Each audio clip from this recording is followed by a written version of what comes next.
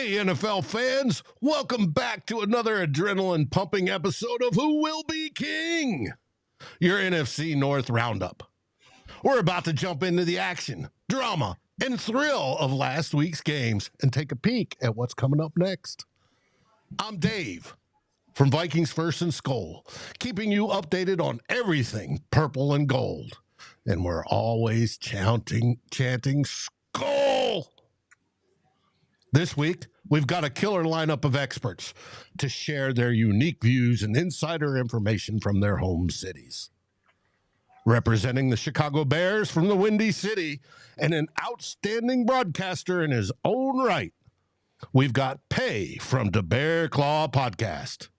He's got all the Bears news at his fingertips and will be giving us the lowdown on the recent game and what to look for next.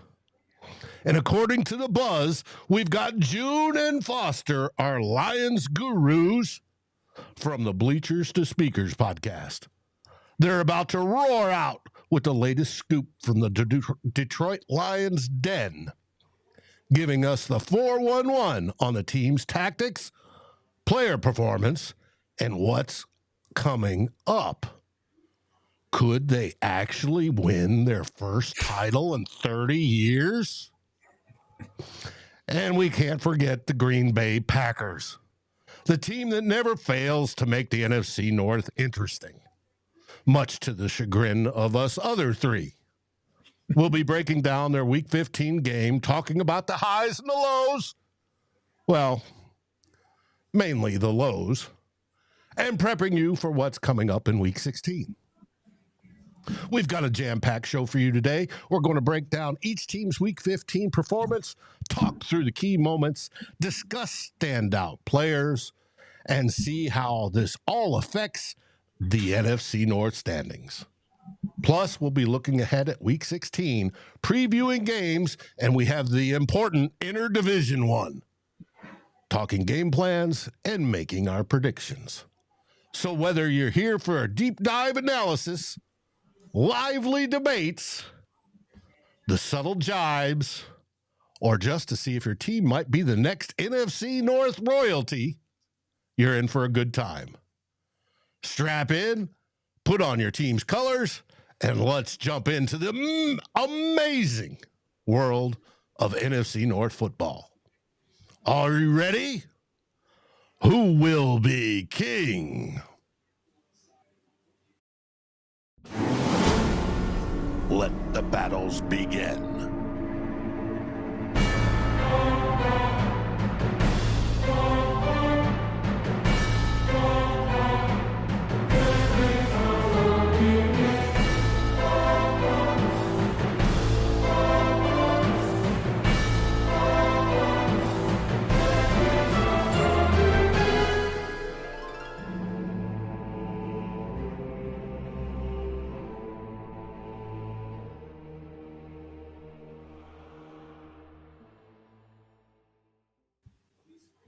Welcome, everybody, to this special episode of Who Will Be King. Normally, this is a podcast-only show. We do not broadcast it live. But June was the one that put that little thought into my mind. And as a Christmas special, we thought we'd come on and do this live. I want to say hello to everybody. First, I'm going to start off from the viewers left. Pay from the Bear Claw Podcast. How are the things in the city of Big Shoulders? It is a walking migraine being a Bear fan, Dave. How's it going, Dave? How you doing? Happy early holidays. Yes, it is the holidays, and we're all in a good mood, even though 3 of our 4 teams lost. Anyways, we'll get to that here in just a bit. From Motown themselves, we've got the pairing, the one and only, the duo that does all the sports in Detroit, June and Foster. June, how are you doing on this lovely day? Hey, man, I'm doing all right, especially after that monologue. I got inspired, so But I'm doing good. I'm doing good. How you? Doing great. Foster, how are things over there? I'm ready to run through a wall right now, man. I strapped the pads on after that one, but things are up. Things are up in the city for sure. Oh, well, hopefully that'll continue, only that your team will be uber generous come this weekend. But first, we need to talk about what happened last week.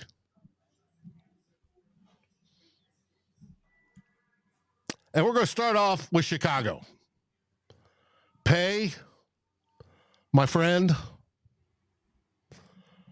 what in the world happened in the fourth quarter specifically? But what happened to your team last week? When I checked, they were beating the Browns relatively handily. And then I look and you lost.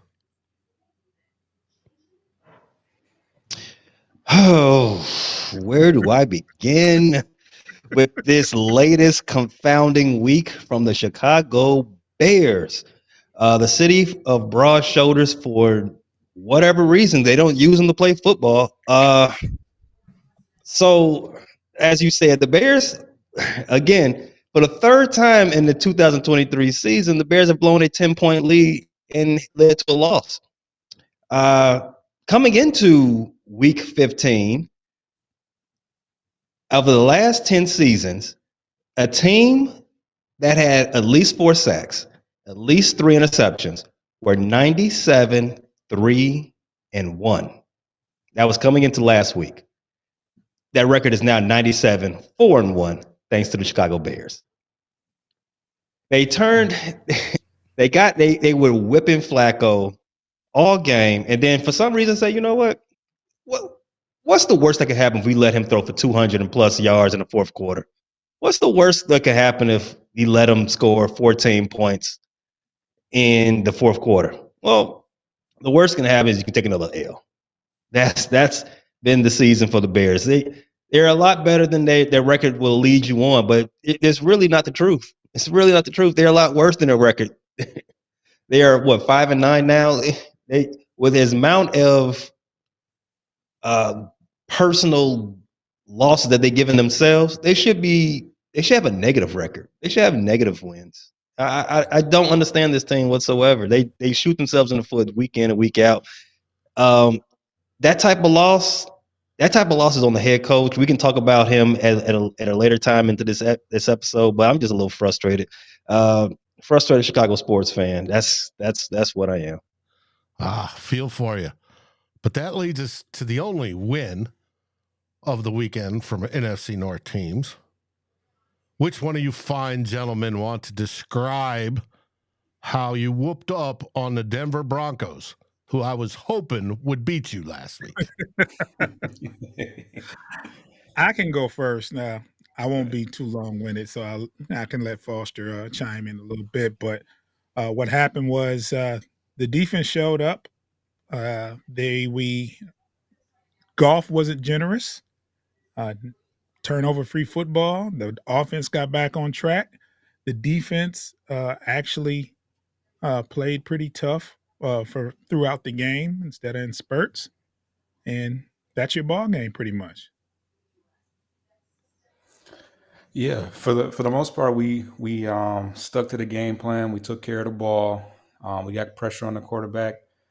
We were able to get force a turnover on a forced fumble on a sack. So that's kind of 2-1. We definitely wanted to see a bounce back game from Jared Goff. I called for 300 plus yards. He fell a little short of that with 278, but he did have 5 passing touchdowns, which is amazing. Sam Laporta had 3 touchdowns. So he's our fine rookie who like I said last week is top 3, and he's not 3 in the league right now. Both our running backs had close to 100 yards rushing, so we were able to establish the run and set up the play action. And we got Jameson Williams involved early in the game. I want to say one of our first passes of the game was a deep pass to him. And We targeted him 7 times. He made 4 catches and made he definitely showed off that route tree that we knew that he was capable of displaying. So overall, it was a great game to watch. We put up 42 points, and we ended up with giving us 17 points, but a lot of that was kind of like garbage time, end of the game, contained type football. So pretty dominating performance at home, and I'm hoping that we can continue that momentum as we go into Minnesota, looking to clinch a playoff berth, possibly a divisional win. But yeah, the defense is getting more and more healthy, so I'm excited. Well, you talked about Sam Laporta. As many of you all know, I love the big round bellies and I love the tight ends, positions I used to play way back when. I've always preached when you draft a tight end, you're generally drafting them for your next team, because that's generally how it works. It takes them 3 to 4 years to get it in the NFL to make that next step. Right. I'm a little disgusted and envious that you now have a superstar tight end that's a rookie. That is absolutely crazy. And you got Hawk from us, though, man. You got Hawk. And we did. He's and doing Hawk's pretty good. Top 3 tight end as well. He's doing pretty good. Yeah, he's leading. I think he leads the league for tight ends right now. Yeah. But that's your typical draft him for your next team tight end. You've got one as a rookie. So you're playing with a little bit extra money and a little bit extra juice when you can find those players. I'm sure Pay would love to find something like that too in the draft. But that's pretty good though. Yeah. It's going to be fun when we get to this, talking about this weekend's game. But next, of course, we've got to talk about the Green Bay Packers. Do we have to? Yeah, we should. Hey, it's a fun topic. Take their professional quarterback in Lambeau, and they get absolutely smoked to the tune of 34-20 by the Tampa Bay Buccaneers. Now, got to give shout-outs to Tampa Bay. They're fighting for the NFC South division crown, along with everybody else in the NFC South. But that Baker Mayfield came in, looked fantastic. I think he had a perfect QBR and just absolutely destroyed the Packers. The defense didn't show up to play. Hopefully they've quit mentally on the season. And we'll see more of that. We've got them here in 2 weeks, and I hope that is the case. But it is always good to review how the Packers did. And like I said, they got destroyed 34-20. So not bad for the Cheeseheads. From there, we go to my beloved Minnesota Vikings and a game of severe frustration. We sat there, we took the lead, but we kept the game close. We were up by 14 points going into the fourth quarter. And the Flores defense, which has been outstanding for almost 5 games straight, hadn't given up points in almost 3 complete games straight, suddenly gave up 3 touchdowns, and the game went into overtime. And of course, in overtime, do you think they could hold out? Do you think they would choose to go for a field goal when it was 4th and inches? No, they went for their second attempt at a tush push. And it was an absolute failure, because we do not have a big center like the Eagles do. We do not have a quarterback that can press 600 pounds with his legs like the Eagles do. And it didn't work out. We lost 27-24 in overtime. And Vikings fans are a little disgruntled over it. I can tell you that right now. There were calls for the head coach's head, which I don't think needs to be. But now every game matters. We've used up absolutely every single one of our margin for error for when it comes to making the playoffs, and especially when it comes to winning the division. Because when it comes to winning the division, it is no longer in our control. We need to beat the Detroit Lions twice and hope they lose, not this week, but the following week, to Dallas Cowboys. But we'll see if that happens. I don't know if it will or will not. We'll find out. But that's it for your Week 15 rundown. Pay, you wanted to talk about Eberflus. Did I? Yeah, you said you were going to. Eberflus setting new records for Chicago. Oh my Jesus! It's not an Eberflus solo operation. It is a delicate dance of two coaches who are over their heads. Eberflus is over his head as a head coach, and Luke Getsy is over his head as an offensive coordinator. He should be no better than a offensive quality assistant for a high school team. They have led the Bears down a terrible path of offensive futility. Now, granted, Eberflus is the defensive coordinator, de facto defensive coordinator and head coach. So he got a lot on his plate. He shouldn't have to walk into the offensive meetings and, make sure Getsy is calling a playbook that is professional. Mm-hmm. That is the word I want to use. He should not have to do that. But because he doesn't, it's going to cost him his job. The Bears in the last 5 games, if you take out the 2 Detroit games, because I'm only taking those out because the Bears have shown in this era that they match up well with Detroit and they are comfortable with Detroit. So in the last 5 games, you remove those 2. The Bears have scored 2 touchdowns. 2. Wow. In 5 games, and that's in 3 games in essence, 2 touchdowns. And the 1 touchdown they scored this last week against Cleveland, they had Eddie Jackson, our safety. He had one of the easiest interceptions you will ever see. He took it all the way down to the 2-yard line, maybe the 1. I don't really remember right now. And the Bears needed 8 plays to get 2 yards. 8 plays to get 2 yards. Justin Fields had one of the best plays you'll ever see a quarterback make into getting that touchdown. But they scored 3 points from that point on.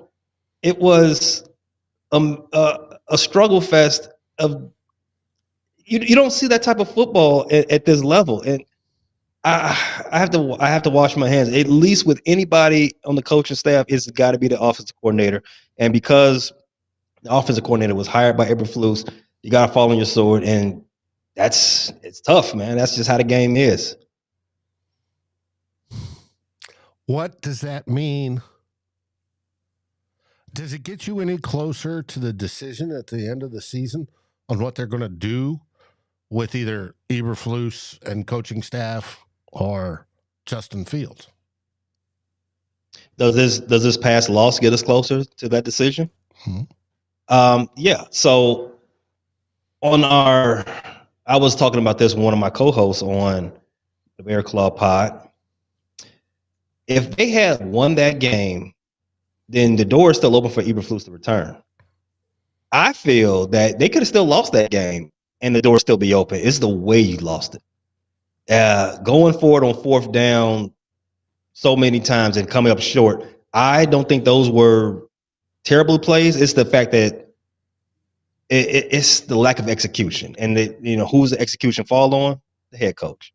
There was a play in which David Njoku kept exposing us in the 4th quarter. And in some of those plays, he was being defended by our down lineman who's in a 3 technique. Why do you have David Njoku being defended by somebody who's starting to play off in the 3 technique? This makes no sense. He's running around wide open every other play. And he's just scampering, moving around, and we end up losing the game by 3 points. And another 50-yard play that Flacco had, guys just out of position, Again, and if you read the press clippings, you read some of the things the players said after the game, it sounded like they were blaming Eberflus. Like, hey, look, I don't cowboy it. I just go out there and play the defense that was given to me.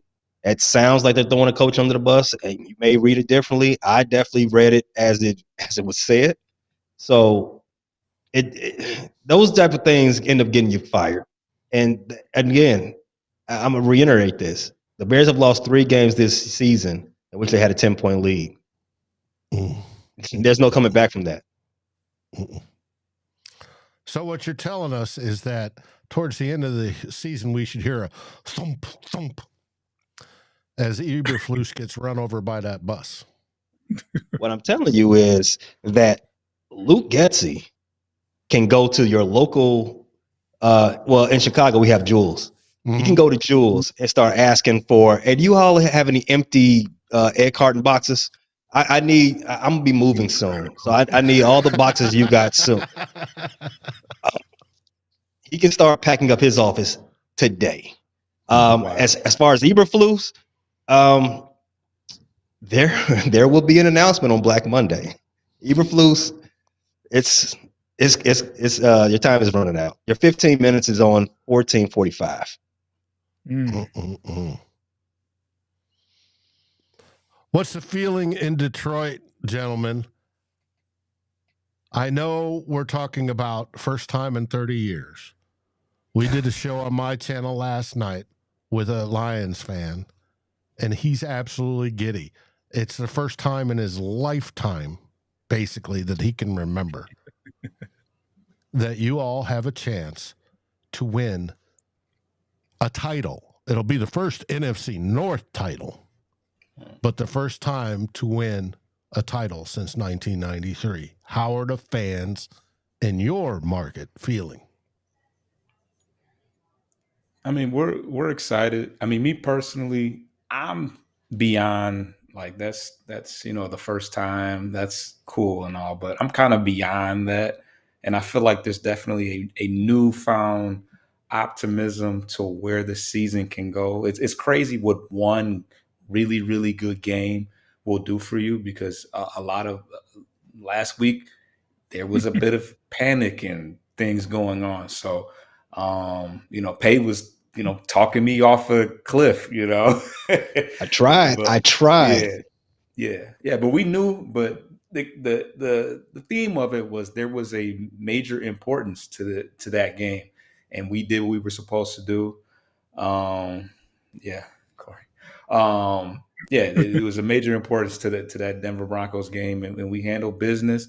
And there's definitely a newfound optimism, even beyond, especially with the Eagles. Eagles lost, right? Yes. Eagles lost, and the Cowboys lost. So that played into it. That plays into it as well. So it's very much on the up and up, and our guy is officially back in practice, CJ Gardner-Johnson. So that further aids to the optimism moving forward beyond just the NFC North win, but also where else we can go. Well, and as long as you win the division, you've secured indoor games all the way through the division round. Yeah, the first, yeah. What's the matter, June? I just saw the look on your face there, Dave, and I was like, okay. Hey, we can get into it if you want. We can talk. Yeah, we're gonna talk. We're gonna talk. We've got you guys are gloomy for a division title, man. It's the first time in 30 years that your team is raising ticket prices already. That's a reason to be gloomy, because I ain't got it. But let me stop you right there. I don't like the spirit of we should be doing backflips because we finally it sounds whack to me. I don't know. We got to raise ticket prices to change out the turf in the stadium, just like we do. Yeah, that's true. Listen, I mean, I understand. You got to be reserved about this because It's not something that happens all a lot, but enjoy it because, as you know, it don't happen a lot. Take it from us. What you got, We June? know.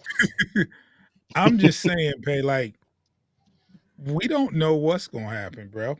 Like, it's 1 week at a time. Like, Oh, here we go. we're not celebrating until it happens. Like, we have confidence, but at the same time, there's still a lot of football to be played. We not gonna it's just last week before they played Denver, it was a lot of turmoil here, and as far as the fans, you had fans like saying, "Hey, we're terrible. We're not going to win another game." It was stuff like that going on. So, Getting SOL attitude. oh, I've heard that this season. I mean, to be 10-4 and to hear that, it's crazy. But you're going to hear it like around here. You're only as good as last week, and right now everything's good. Lions lose to Minnesota. It's gonna be a crazy Christmas. That's right, fellas. It happens. Trust me, it happens. But you have done better than I've seen the Lions do in a long time. So, and none of us here on this board, have any hard feelings for that. We were, you're the, sort of the little brother of the division because you've never won anything since like 1940 something. So, so we have no hard feelings for the Detroit Lions. We have no hatred levels, right? Pay and I can talk about, Green Bay. You guys can talk about Green Bay. And we have huge rivalries with Green Bay, right? And I there's didn't know how important this was. There's people that don't like the Vikings sometimes, and they don't like Chicago sometimes.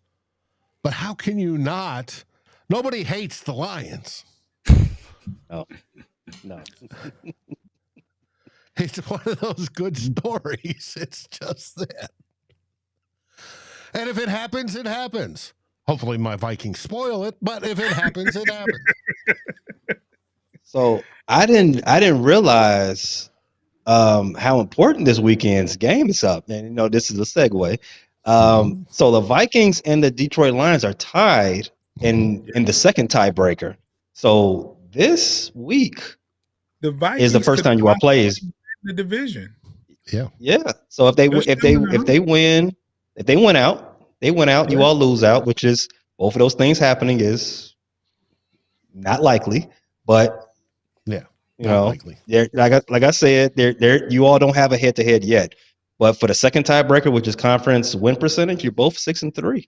This is big. Yeah, for the Vikings to win the division, they have to win out, and Detroit will have to lose to Dallas. If that happens, we win the division, no matter what. Now, is that going to happen? Being realistic, I doubt it. I severely doubt it. But can we spoil them clinching the NFC North this weekend? Yes. Mm-hmm. That can happen. And you want to know who set up the game plan to do just that? Pay. Oh, I want to. Was it this team? Did they do something right? Yes. Did they do anything right? Finally, they and the dreaded Green Bay Packers both set up the game plan on how to defeat the Detroit Lions. You pressure early with pass rush, blitz, the whole works, which we're good at. You pressure off often. Jared Goff does not like pressure. When he gets pressure, he tends to get generous. I want to see a generous Goff Saturday and or Sunday.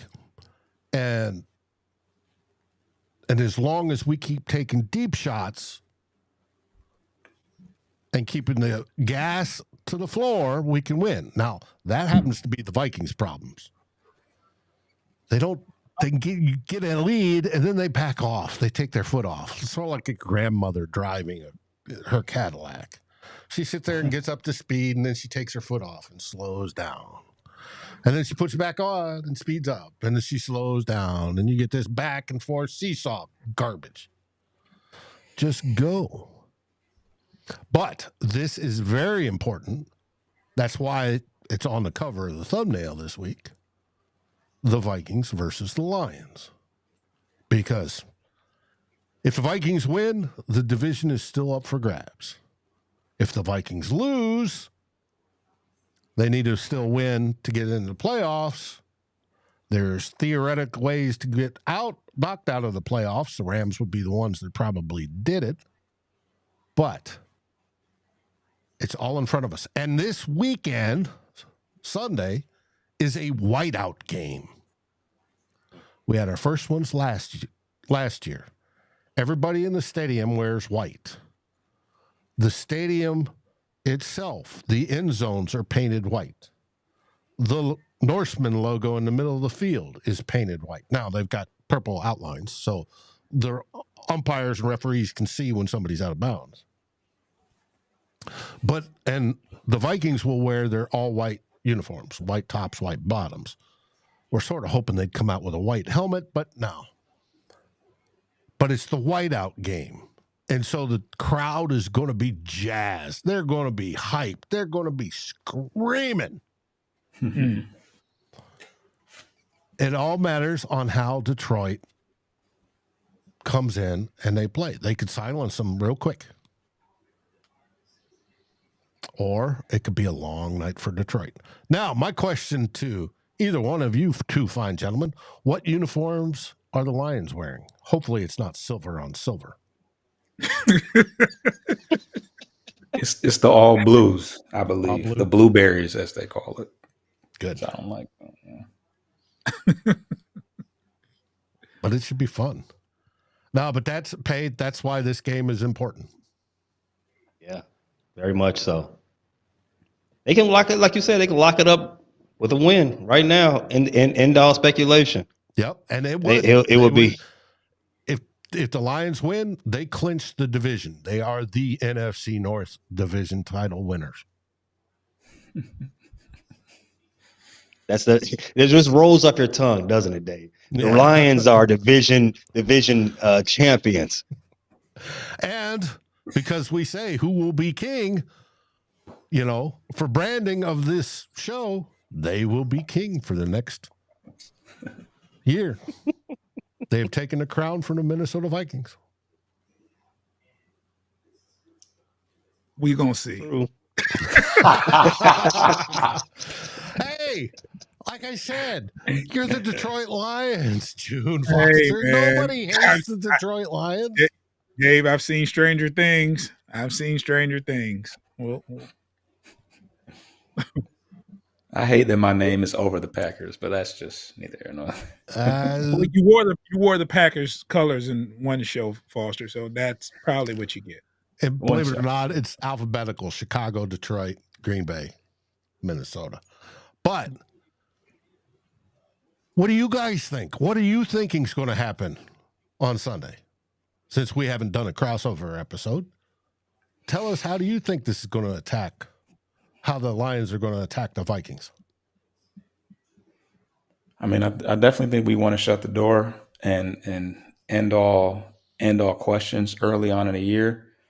And I'm optimistic, but I know it's going to be a tough game. These NFC North games, especially on the road, are always tough. The passing attack, I mean, between Addison, Jefferson, and Hawkinson. Damn. Are they all sons at the end of it? That's weird. But well, and they're virtually all initials too. So yes. Yeah. JJ. Mm-hmm. Right. KJ. But yeah, so I that definitely is going to be tricky. Daniil Hunter scares me. He's going up against, one of the best, tackles in the game, though. So that's going to be a nice battle. But I think that we match up pretty decently, especially since Mullins is not a mobile quarterback. So I think that bodes well for us, and I think we shut the door. I think we shut the door. We find a way, but it's not going to be easy. Well, Mullins can be a gunslinger at times. He's got a little bit of what one of my co-hosts, Tyler Fornes, calls the bozo gene. He can throw stupid balls, or he can try to force it like old Brett Favre would. And without that, if he didn't have that propensity to do that every once in a while, he'd probably be a starting quarterback. He's got talent. He can move if he needs to move, and he can zip the ball and put it relatively on target. It's just that every once in a while he tries to force it, and that leads to 2 interceptions like it did last weekend. He only had maybe 6 incompletions the whole game, though, right? He just made those couple mistakes, and that hurt him. But I look at the numbers, I'm like, he did pretty good. Yeah, but the most stupid of the bunch was the falling back onto his bum and throwing it straight into the defensive tackle's stomach. Yeah, that was a gift right there. Yeah, oh yeah, that was here. Take it. I don't want it anymore. You guys can have the ball. Mm-hmm. It's quite golfish. Golfish. I'd never seen golf do that. Club Dub asked the question, do you think the Lions can win out? You're asking, Sellers, I think, our boy. To be honest, I'm going to be honest. I think the Lions are going to at least get one of these last 3. I think the game versus Dallas is going to be really tough, and I actually think Dallas will win. But depends which Dallas team shows up. It's in Dallas. To answer your question, Sellers, I don't think they're going to win all 3. No. I think you could. I don't want to see it, but I think you could. I think it's a foregone conclusion. If we beat Minnesota in Minnesota, I think that we definitely handle business at home at the end of the year. Especially going into last year. I went to that game, actually, and we got you guys together pretty good. Well, it depends which team's playing for what. If we're already eliminated from the playoffs by that time, and I don't know that we will be, even with 2 straight losses, we might start Jaron Hall, our 5th-round rookie quarterback. If you're already secured your seed and you can't go any higher, you might play backups. We might see Teddy Bridgewater at that time. It all depends on how these last 3 games amongst the entire NFC plays out as to how that last game is going to go. Campbell said they can rest when the season's over. I mean, not that, that's what he's supposed to say, but I tend to feel like he wants to keep the foot on the gas regardless. That's good. I like that. Yep. Yeah, me too. Man Campbell's definitely a guy that wants to punch it into overdrive each and every chance he gets. Just looking at the NFC playoff landscape, I don't think Minnesota is in danger of being eliminated anytime soon. They're in a 4-way. They're in a 4-way with at 7-7. The Rams, Seattle, New Orleans. No one believes that New Orleans is capable of winning out. No NFC South team is capable of winning, going on a prolonged winning streak.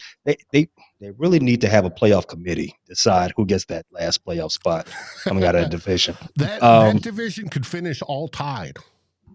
Yes, at 8-9. Wow, that sounds legit. That sounds legit for that division. And you got Seattle, who's dealing with a lot of quarterback injuries, so they're gonna keep. It's going to be alive for Minnesota up until week 18. There's only Locke played pretty good though for him last week. Yeah, he did. I think I've heard there's only one scenario where we get knocked out of the playoffs, and it involves the Rams and a series of who wins here and who wins there. That's the only one that knocks us out because we have such a division record And we have tiebreakers on just about everybody. So, but if we're knocked out, well, it means we get to draft, that few spots closer to the top, being 20-something-ish. So we can get our quarterback of the future.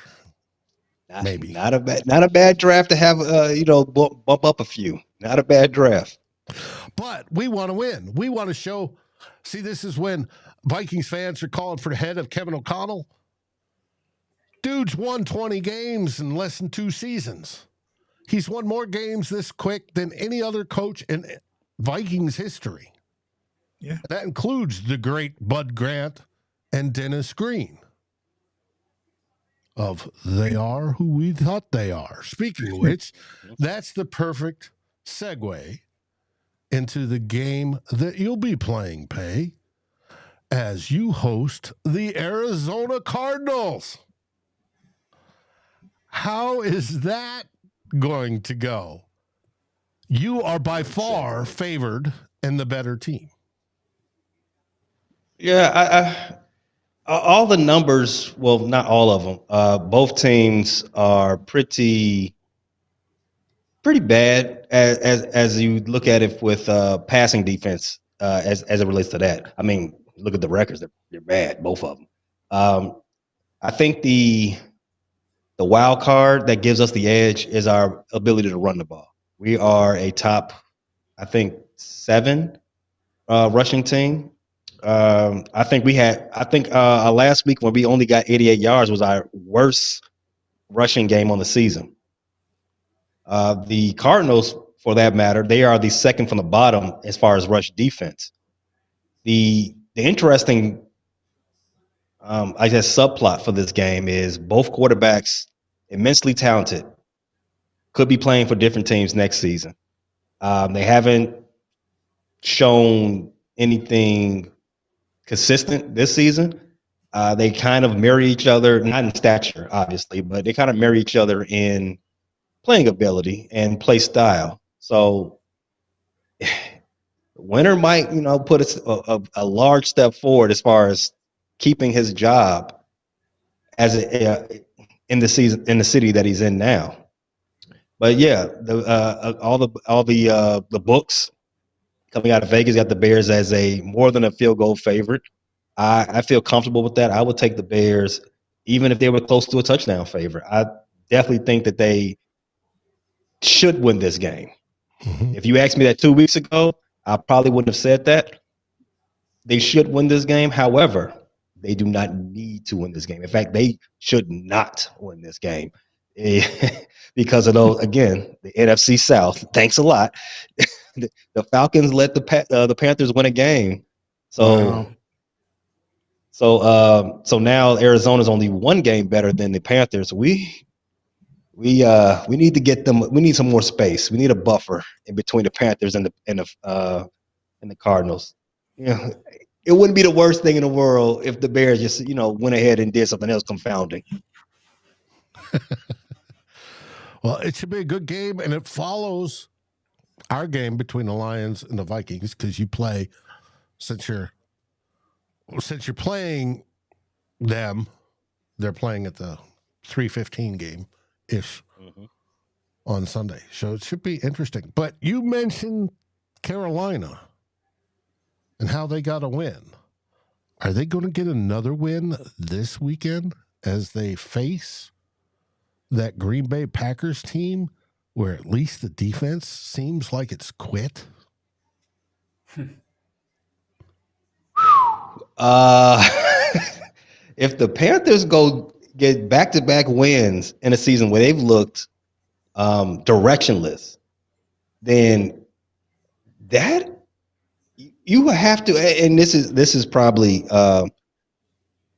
sacrilegious up there in Wisconsin, but you will have to start questioning what's going on from a leadership standpoint. I would have to. It's not working. It's whatever side of if you're saying the defense is quitting, yeah, somebody's got to be relieved of duties. You can't lose to the Panthers. Panthers can't score. You can't Their leading lose to them. Receiver is Adam Thielen. That's my boy. Wow. It's going to be interesting for the Packers. They play at the same time we do their June and Foster, so we'll know how that goes. Pay, you'll know how it goes before your kickoff. But you know, it's always a good weekend when the Packers will lose. At least Vikings fans feel that way, and I think Detroit fans feel that way, and Bears fans feel that way. But will Christmas you feel early. that way if suddenly that top first pick suddenly goes bloop? You know what? The Packers, they have a long history of screwing my team over. I know you remember this, Dave. There was a season in which you know what I'm talking about. All the Packers had to do was to beat the Vikings and the Chicago Bears when they got into the playoffs. And what did they do? They laid down. Bears missed the playoffs, and then the Packers played the Vikings again the first week of the playoffs and railroaded them all out. Like, you know what? I don't like that team. I don't like that team. Well, I wish we had some Packer fans in the chat. I don't see any. I see a bunch of my Vikings fans and a couple of Bears fans that have joined us. But it would be nice if we had some. And I do know that Fans First Sports Network is still looking for a Packers representative that wants to do a Packers podcast for us, and so they can join the group. So if you know anybody out there that's watching that knows somebody that does Packers broadcasts, send them our way. We love another body to pick on.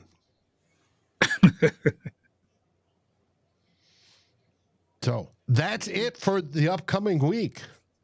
We've covered the Packers, we've covered the Bears, we covered the Lions and the Vikings with the biggest game of the week to see if the Lions can secure themselves their first ever NFC North division title and get the crown.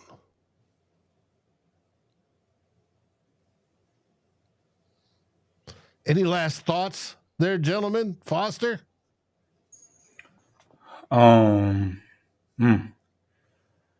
Keys to the game, pressuring Mullins and utilizing the added depth in the secondary that we have with CJ coming back, and continuing to utilize some of those blitz packages, because we're a little bit more comfortable back there with the depth we got back there. So I think that's going to be huge for us, and hopefully running the ball and controlling the ball a little bit like we've done in a lot of our wins.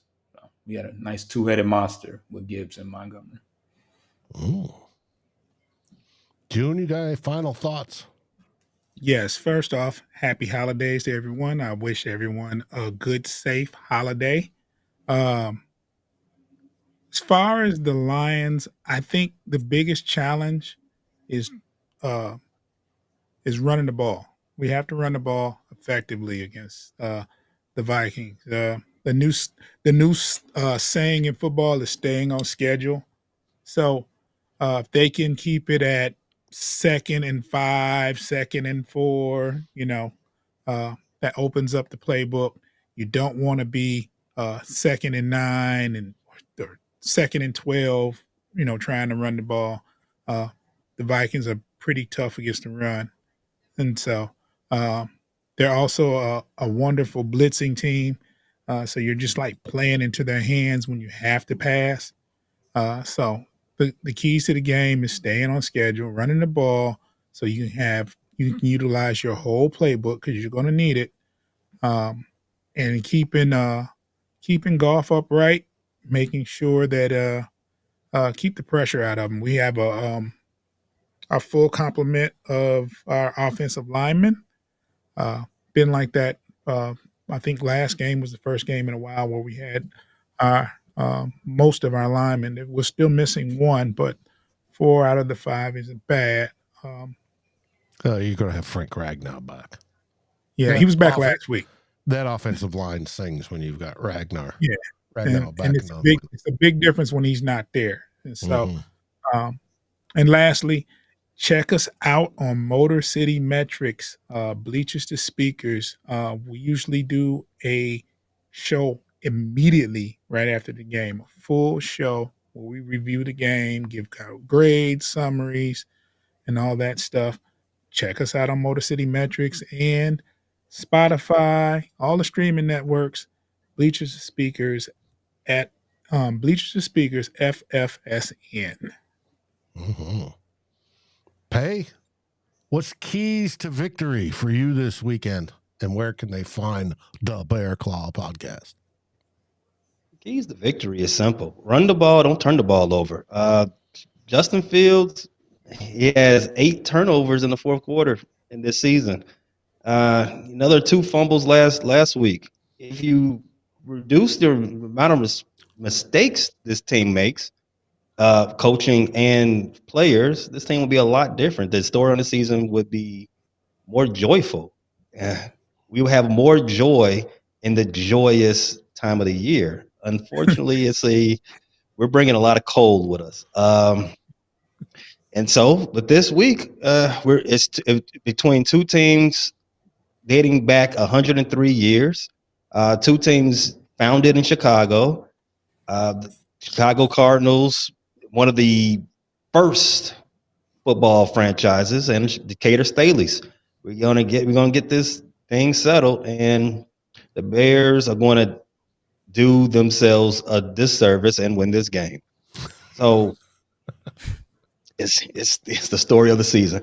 You can find all our musings and our review of this disservice on the Bear Claw, located wherever you get your audio fixes. That's Apple, Spotify, Google Pod while it's still around, Stitcher, and all the other podcast platforms. We're also located on YouTube at the Frustrated Chicago Sports Fan. We're on TikTok, the Bear Claw. We're on Facebook, the Bear Claw at Hallis Hall. We're everywhere. We got a lot of fan engagement, a lot of memes, a lot of clips, a lot of videos. Come check us out. Yeah, and there's no mistaking. You look for the Bear Claw logo, and it's got Mike Ditka on it, and everybody's got to love Mike Ditka. Mm-hmm. So that brings us to me, and the Vikings take on the Detroit Lions, and the keys to victory for them will be to score points on offense and then be aggressive on defense and get Jared Goff uncomfortable and in a giving mood. If they can do that, the Vikings can win in this whiteout game on Christmas Eve.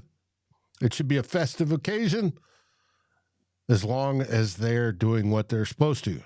Now, you can find Vikings First and SKOL on YouTube at Vikings First and SKOL. You can find us over on your favorite podcast aggregator at Vikings First and SKOL. We're part of the Fans First Sports Network.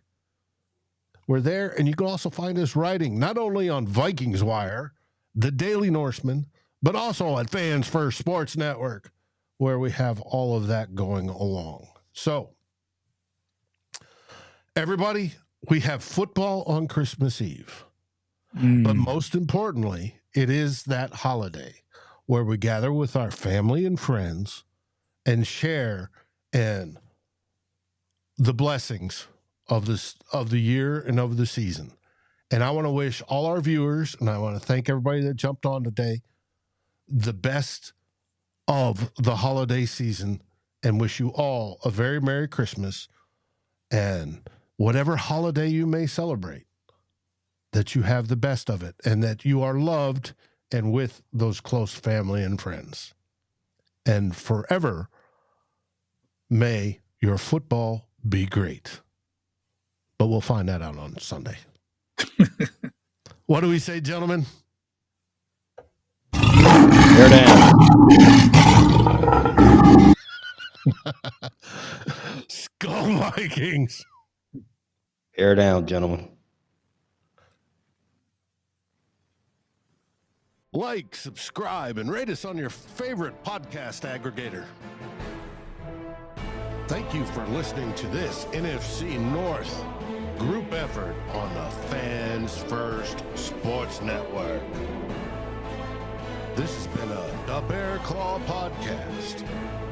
Bleachers to Speakers. Vikings First and SKOL.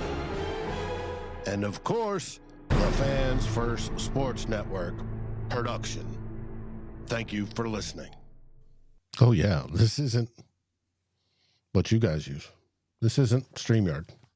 No, I'm building my eCam with my overlays and stuff. I'm working on them a little bit every day.